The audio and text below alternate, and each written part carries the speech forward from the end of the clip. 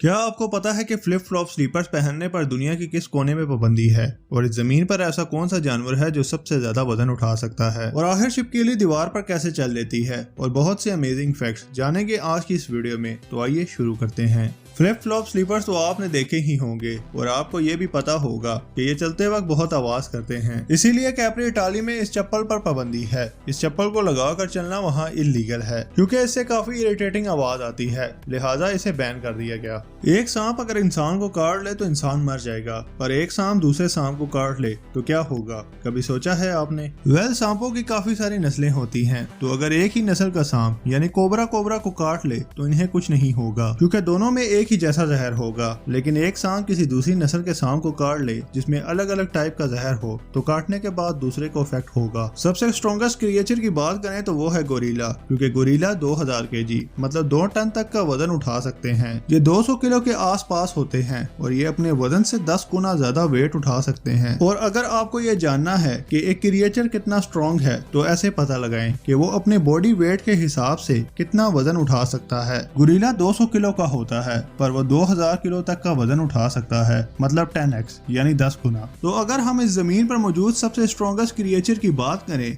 तो वो हाथी नहीं है, बल्कि वो है एक छोटा सा कीड़ा जिसे डंग बीटल कहते हैं। इसे इस जमीन पर मौजूद क्रिएचर्स में से सबसे स्ट्रॉन्गेस्ट क्रिएचर माना जाता है। ये अपने वजन से 10 गुना नहीं, 100 गुना नहीं, बल्कि 1441 गुना ज्यादा वजन उठा सकता है। अगर मैं आपको इसका अंदाजा करवाने के लिए एग्जांपल दूं तो आप समझ ले कि एक इंसान अपनी कमर में रस्सी डालकर 6 ट्रक्स को खींच रहा हो। इतनी स्ट्रेंथ होती है एक डंग बीटल इस छोटे से कीड़े में। अगर हम किसी भी जगह जाते हैं तो वहाँ हमें कुछ अलग सी स्मेल यानी महक इनहेल करने को मिलती है। तो ऐसे ही एस्ट्रोनॉट्स जो हला में जाते हैं तो उनसे सवाल किया गया कि हला में कैसी महक होती है। तो एस्ट्रोनॉट्स के मुताबिक जैसे कोई लोहा यानी मेटल गर्म होने पर स्मेल देता है, वैसी ही स्मेल स्पेस में होती है एस्ट्रोनॉट्स के मुताबिक। आपको तो पता ही है कि स्पेस में कोई हवा नहीं है, इसीलिए चांद पर जो एस्ट्रोनॉट्स गए हैं तो उन लोगों के पाँव के जो निशान हैं वो 100 मिलियन यानी 10 करोड़ साल बाद भी वहाँ ही रहेंगे। दैट्स अमेजिंग, क्योंकि मून पर ना तो कोई हवा है और ना ही कोई इंसान। तो ये साइंटिस्ट का एक एस्टिमेशन है और कुछ साइंटिस्ट का ये भी मानना है कि जब तक चांद रहेगा उनके पाँव के निशान भी वैसे ही रहेंगे।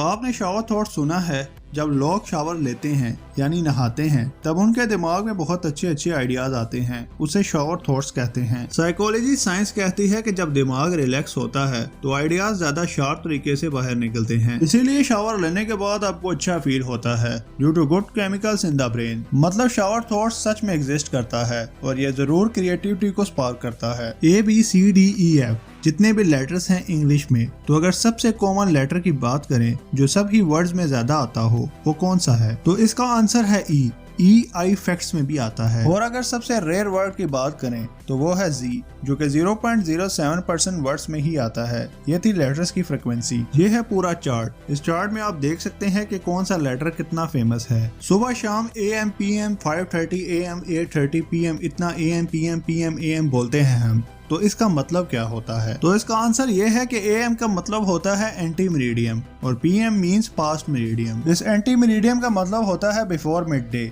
यानी 12 बजे के पहले, और पास्ट मेरिडियम यानी इसकी डेफिनेशन है आफ्टर मिड डे मतलब 12 बजे के बाद। आप इक्वल टू साइन तो यूज करते ही होंगे, दिस इक्वल टू दिस, तो इस इक्वल टू साइन पर गौर करें। तो ये जो साइन है इक्वल टू, ये साइन ऐसा नहीं होता था।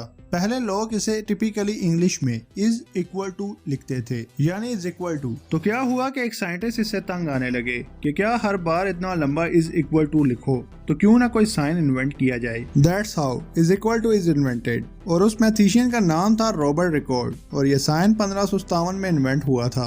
आपके घर में जो छिपकली है वो दीवार पर कैसे चल लेती है यानी दीवार पर वर्टिकली कैसे चल लेती है? तो इसका सीक्रेट है उनके पैरों के नीचे मौजूद हेयर्स यानी बाल। आप उनके पैरों को जूम करके देखेंगे तो आपको मिलियंस हेयर्स मिलेंगे और ये जूम करके कुछ ऐसे दिखाई देते हैं। इसे सेट ए कहते हैं और सेट ए को मजीद जूम किया जाए तो एक एक ब्रांच के अंदर मजीद लाखों करोड़ों बाल निकले होंगे और यही चीज जब किसी सरफेस पर टच करती है तो ये एक गोंद यानी एडेसिव की तरह काम करती है और यही चीज दीवार पर या किसी भी चीज पर चिपक जाती है और इसी वजह से छिपकली दीवार पर चलने में कामयाब होती है। तो दोस्तों आज के लिए इतना ही। अगर आपको हमारी आज की वीडियो अच्छी लगी है तो इसे लाइक जरूर करें, चैनल सब्सक्राइब करना ना भूलें। मिलते हैं एक नई वीडियो में, तब तक के लिए अल्लाह।